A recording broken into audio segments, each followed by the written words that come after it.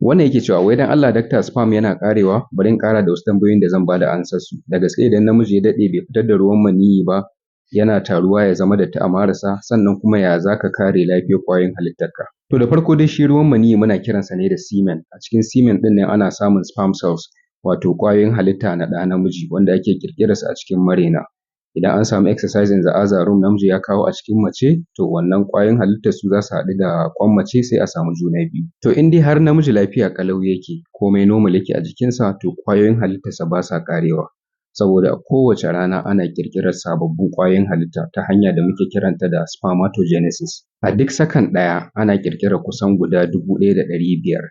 Sannan kuma a kowace rana akan iya ƙirƙirar guda miliyan 45 zuwa miliyan 200.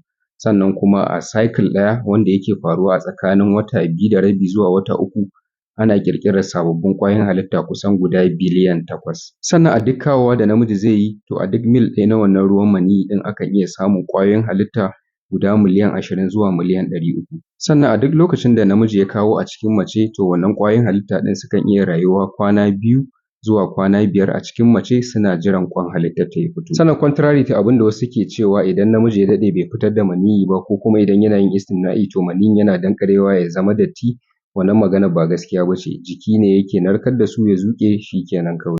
Idan kana so ƙwayoyin halittarka su zauna lafiya, to sai ka guji shaye-shaye, shan kayan hayaƙi, shan dangin magunguna irin su sha ka fashe, shan giya da sauransu. Sannan kuma ba a so zafi sosai ya ringa taɓa su wannan maraina ɗin. Misali mutum ya ringa zama a cikin ruwan zafi, ko kuma ya ringa ajiye laptop a cinyarsa, ko kuma ya ringa sa underwears wanda za su matse masa jiki. Sannan mutum ya ringa motsa jiki sosai, sannan kuma mutum ya ringa amfani da sinadarin lycopene wanda ake samunsa a abinciccika irin su vegetables wato kayan gona kenan da kayan ganyayyaki, sannan kuma da kayan fruits wato kayan marmari.